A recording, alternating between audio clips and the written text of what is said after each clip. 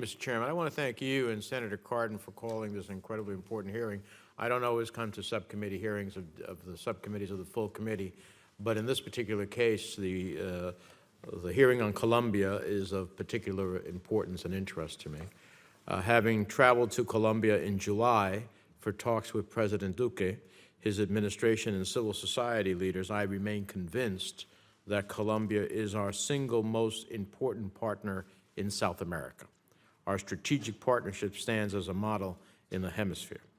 So I look forward to hearing from today's panel on our long-term vision for strengthening this partnership, as well as how we can best support Colombia in addressing current challenges, including challenges to its 2016 peace accord, challenges related to counter-narcotics, and from the Venezuelan crisis. Without a doubt, the recent move by the former FARC commander to return to arms marks the single greatest setback to Colombia's young peace accord.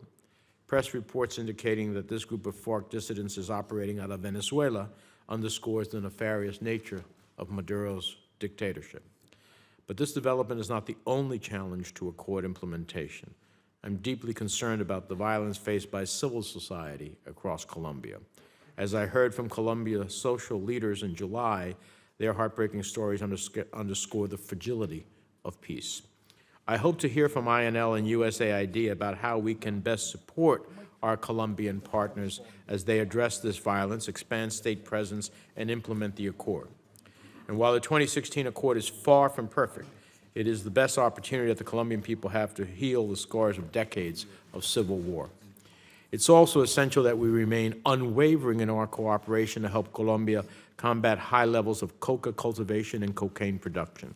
Historic levels of cultivation leveled off this year, and I give that credit to the Duque administration. But we have to expand efforts to help them drive down these numbers. Specifically, I look forward to hearing a comprehensive strategy from INL that attacks every aspect of trafficking operations, including emphasis on eradication, but also increase initiatives to strengthen the rule of law and address money laundering. I also hope to hear how USAID reinforces INL programs and Colombian initiatives to create programs for transitioning to the legal economy. Finally, I'm deeply concerned about the destabilizing nature of Venezuela's refugee crisis. During my travel to Cúcuta in July, I heard directly from individuals fleeing the humanitarian tragedy in Venezuela and saw its impact on Colombian communities. 30,000 people crossing every day, Venezuelans crossing every day on the bridge to get basic foodstuffs and essentials that they cannot get in Venezuela.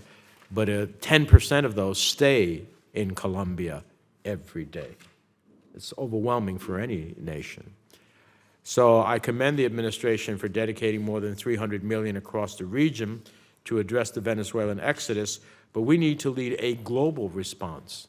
I've been advocating a donors conference that matches the magnitude of the crisis. And if we want to have any credibility in this process, we must provide temporary protected status to Venezuelans in the United States. You can't have a travel advisory that says, do not travel to Venezuela, and then send back people to Venezuela who should be here under TPS. Let me close by saying I caution that comments like President Trump's claim in March that Colombia, quote, has done nothing for us are blatantly false and risk undermining our strategic partnership. For 2 decades, there has been bipartisan consensus on supporting Colombia, and I look forward to reaffirming that support when I host President Duque in New Jersey this weekend. With that, I want to thank our witnesses, the chairman and the ranking member, and I appreciate the opportunity. Thank you.